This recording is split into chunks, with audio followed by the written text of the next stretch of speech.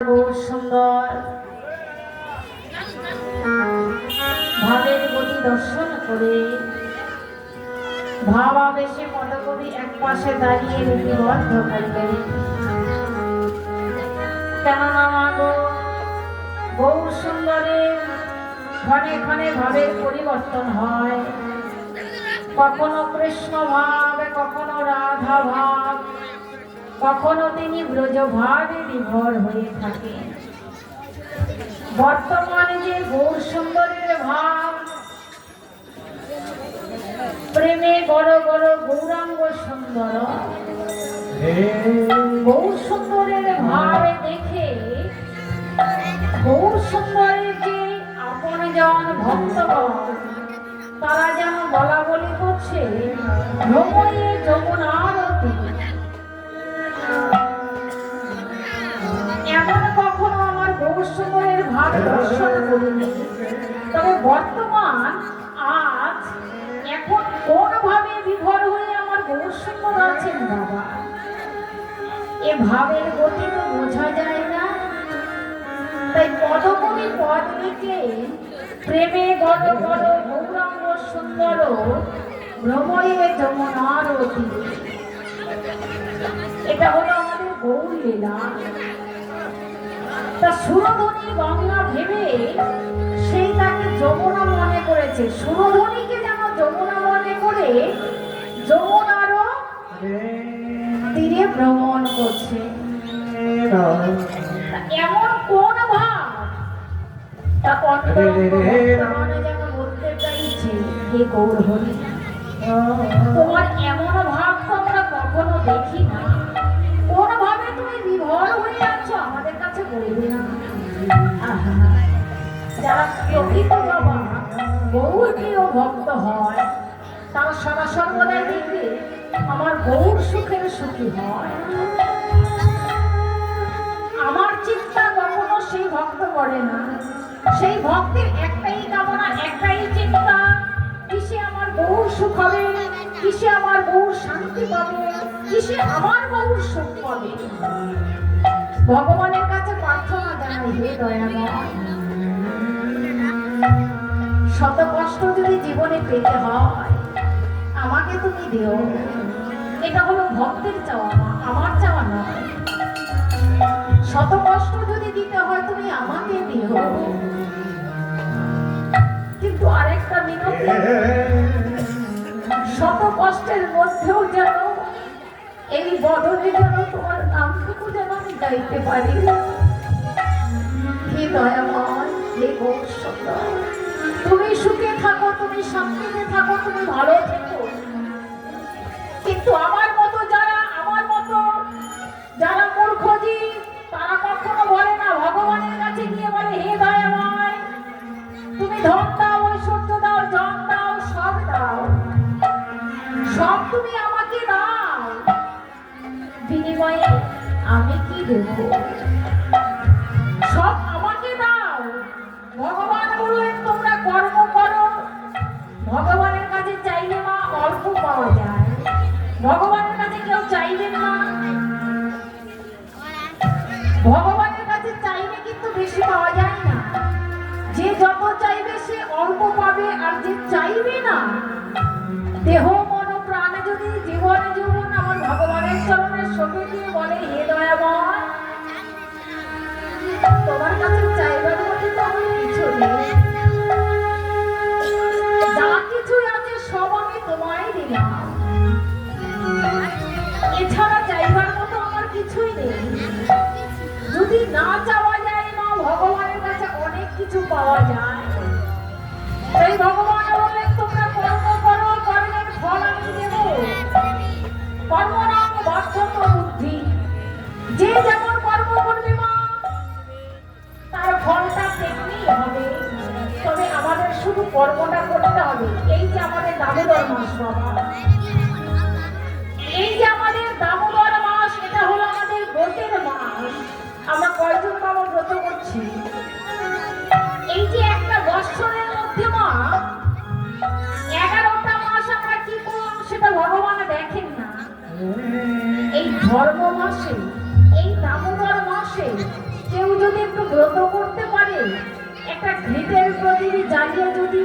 প্রতিদিন সন্ধ্যার সময় তুলসী বৃক্ষের তলায় দিতে পারে, এর মতো পূর্ণ আর হবে না। তাই আমরা মাগো ভজন করি, জানি সবাই সবাই আমরা জানি, কিন্তু কর্ম কয়জন করি? বলে সাধু সাজা যায়, কিন্তু কর্মটা করা যায় না। তিলক করলাম, মালা করলাম, একটা সাধু হলাম, কিন্তু তার কর্মটা তো করতে হবে। তাই ভগবান বললেন আমার কর্ম করো, আমার কর্ম করো, ফল আমি আপনি দেব।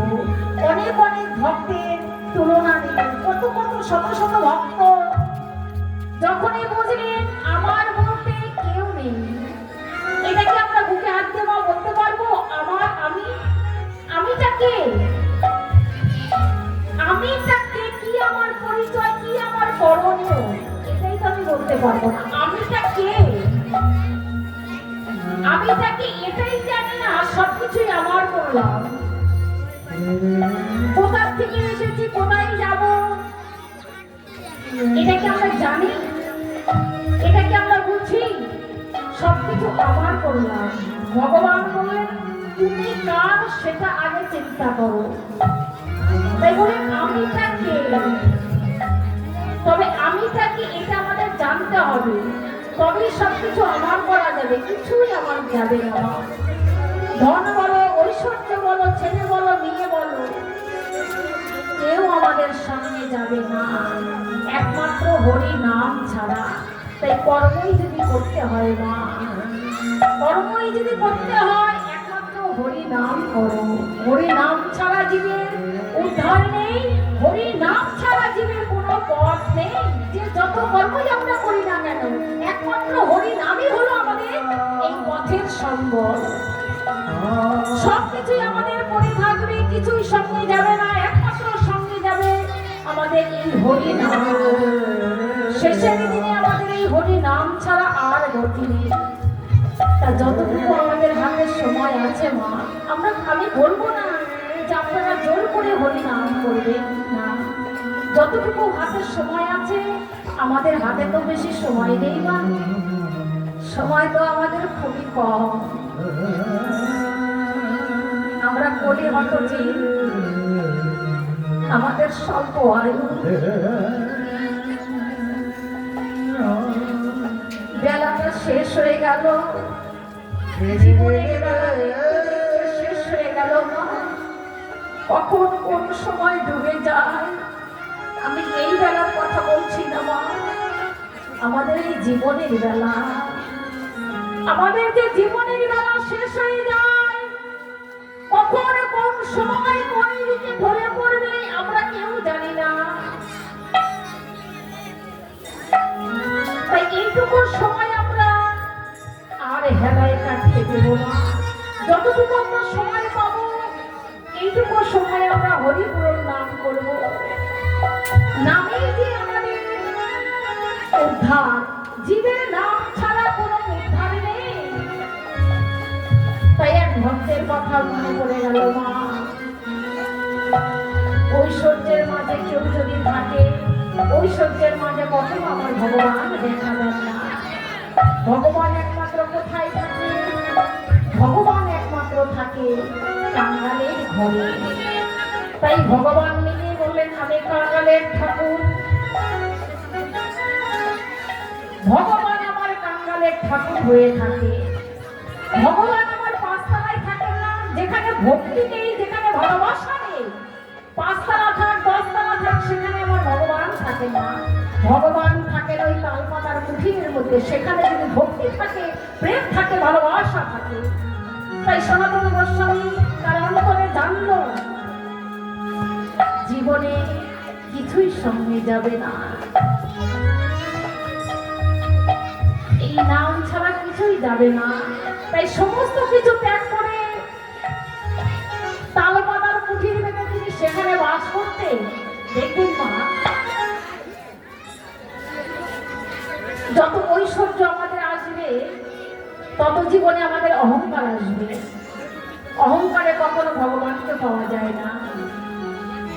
যেখানে অহংকার, সেখানে আমার ভগবান নেই। তাই ভগবান নিজে মুখে বলেন আমি দুটো জিনিস সহ্য করতে পারি না। একটা হলো কোনো ভক্তের অহংকার, আর একটা হলো বাবা ভক্তের নরকের জল।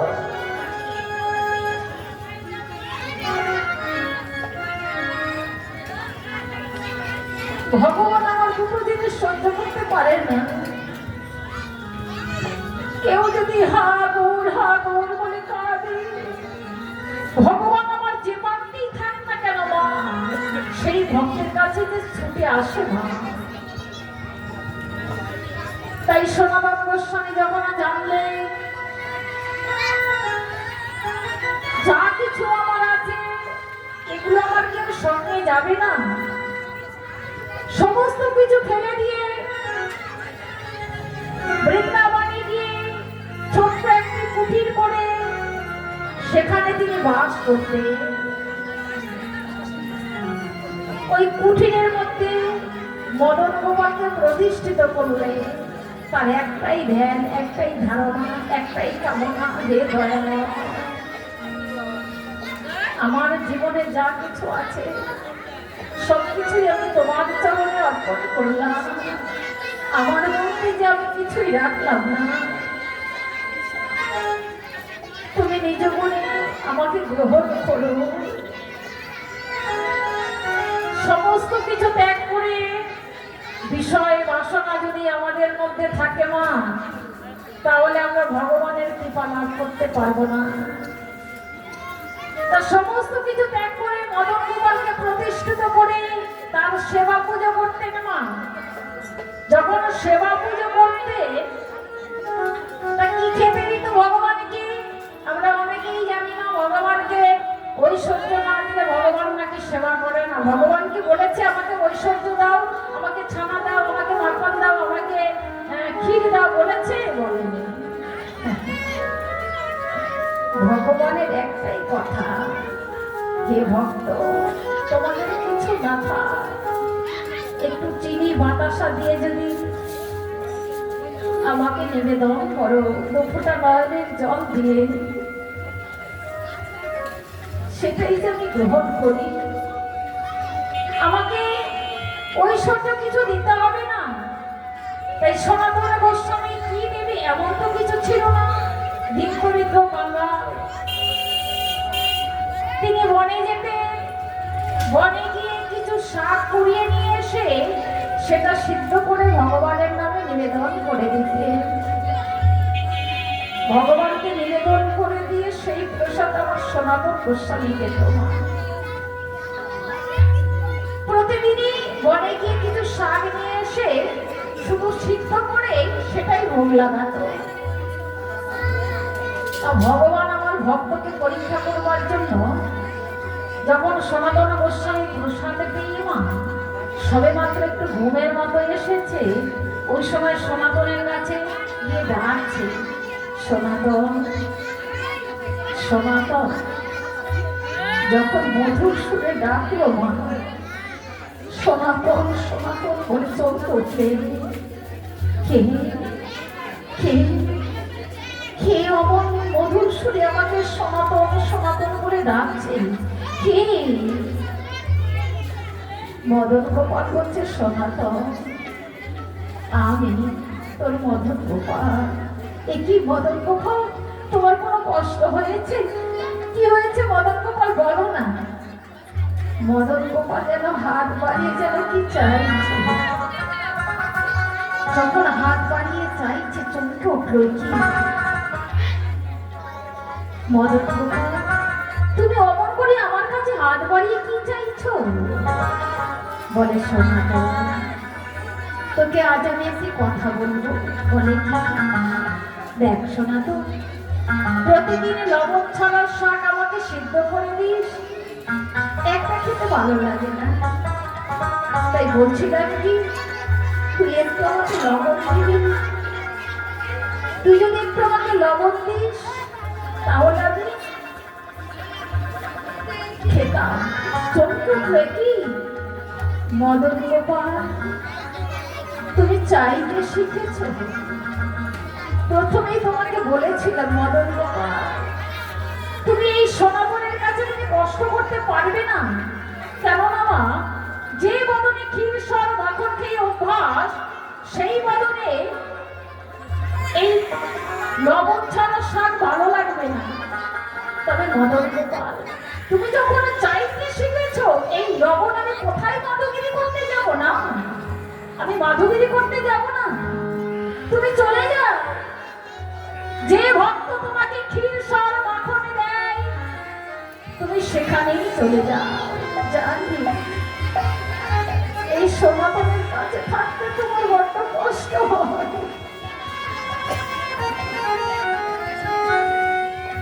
আমি জানি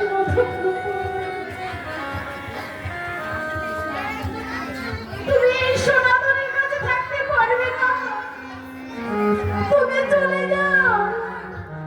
যে ভক্ত তোমাকে ক্ষীর সর মাখন দেয় তুমি সেখানেই চলে যাও।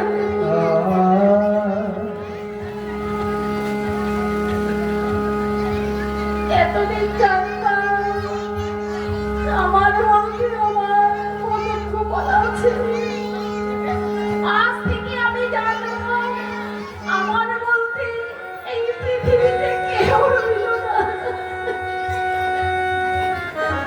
তুমি যাও মদন গোপাল, তুমি চলে যাও। তবে মদন গোপাল, তুমি যাবে বটে,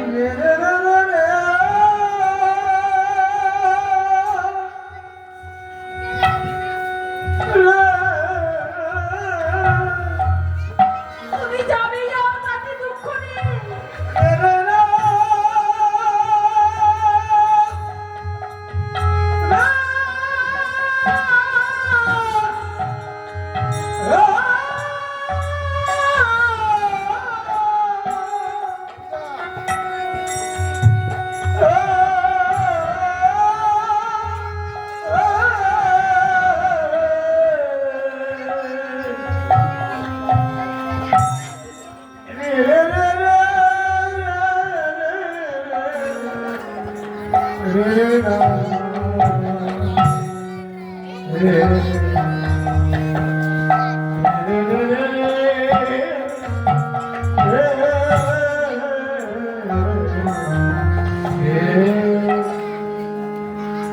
মদন গোপাল, তুমি যাবে, যাও, তাতে আমার দুঃখ নাই। তবে মদন গোপাল, তুমি আমায় আশীর্বাদ করে দিও, যে ভক্তিতে, যে অনুরাগে, যে প্রেমে তোমাকে এনেছিলাম, এমন ভক্তি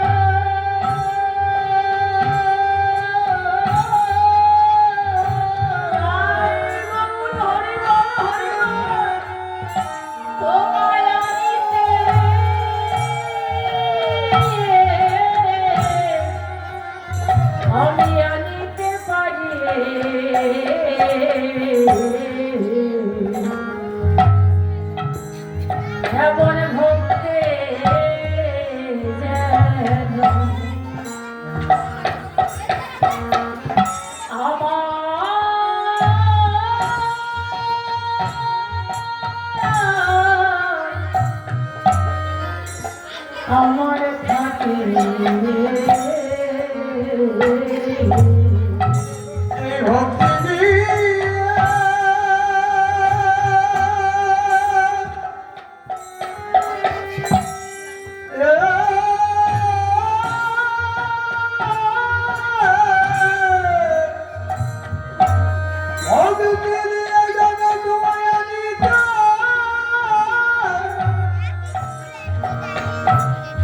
জানিতে পারি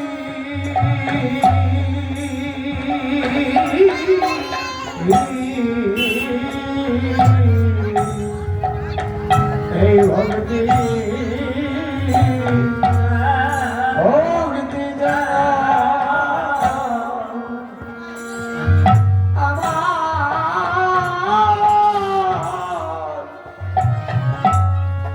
আমার থাকে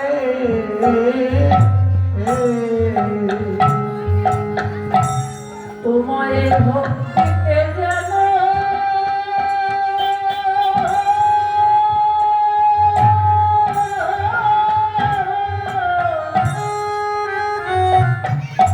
আমি আনিতে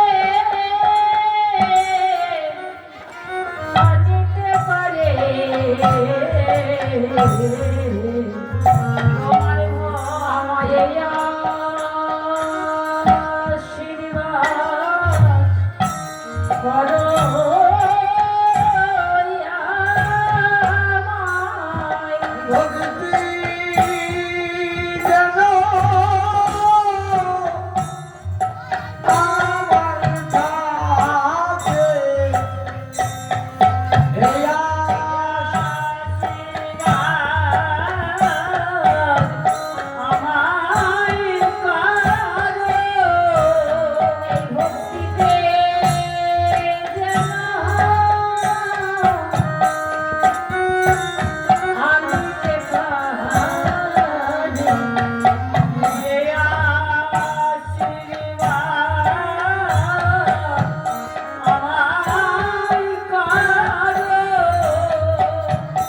আমি ভক্তিতে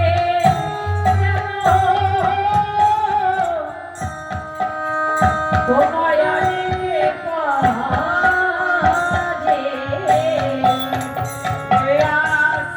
আশীর্বাদ আমায় করো। তুমি যেখানে তুমি যাও না কেন তোমায় যেন আনিতে পারি।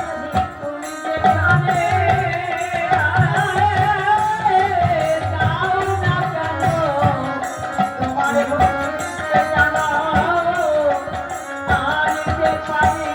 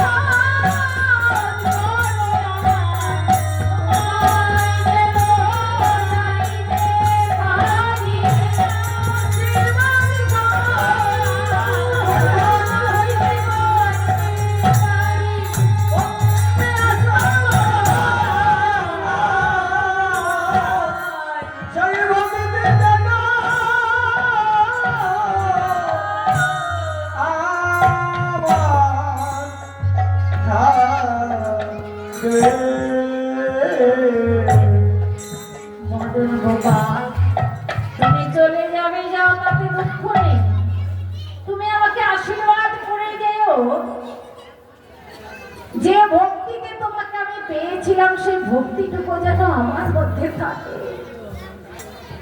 মদন গোপাল চিন্তা করলেন, একটু আমি লবণ চেয়েছি বলে আমাকে তাড়িয়ে দিচ্ছে, আমি কোথায় যাব, কার কাছে যাব? এই দিকে ভগবান কাছে, এই দিকেই আমার ভক্ত কাছে। ভগবান কাছে, ভক্ত কাছে। ভগবান মনে মনে চিন্তা করলো, সনাতন গোস্বামী আমাকে যতটা ভালোবাসে, এমন ভালোবাসা করে আমাকে কেউ বাসে না। আমি কার কাছে যাব? কে আমাকে এত ভালোবাসবে? তবে একটু লবণ চেয়েছি বলে আমাকে তাড়িয়ে দিচ্ছি। বলে তুমি চলে যাও। কি গো মায়েরা, আমরা ভগবানকে তাড়িয়ে দিতে পারবো? আমাদের কাছে যদি ভগবান আসে, আমরা কি বলতে পারবো ভগবান তুমি চলে যাও? তবে বলা যাবে মা, কতটা ভালোবাসা থাকলে বলা যাবে তুমি চলে যাও। তাহলে সনাতন গোস্বামী যে বললে যে তুমি চলে যাও, তার মধ্যে কতটা ভালোবাসা ছিল। ভালোবাসা আর ভালোবাসা। সনাতন গোস্বামী আমার ভালোবাসা করেছিল না, ভালোবাসাটা তৈরি করেছিল না।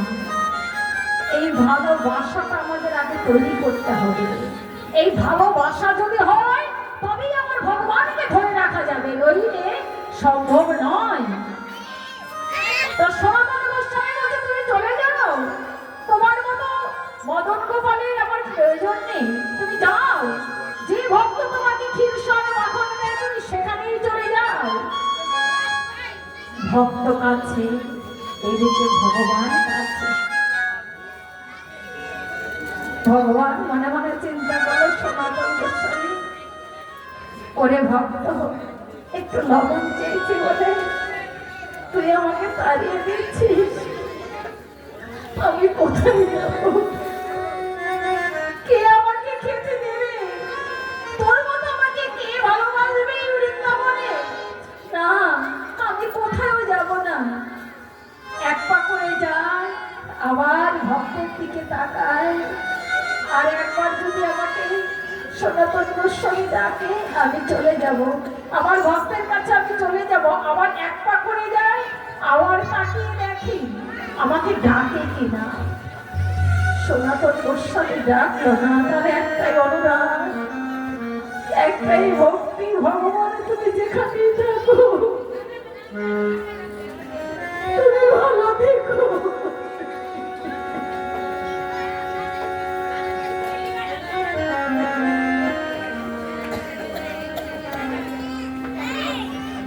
আমার শত কষ্ট হোক, তবু ভালো, তবু তুমি ভালো থেকো। এইদিকে আমার ভক্ত কাছে, ভক্তের কান্না ভগবান আমার সইতে পারলো না।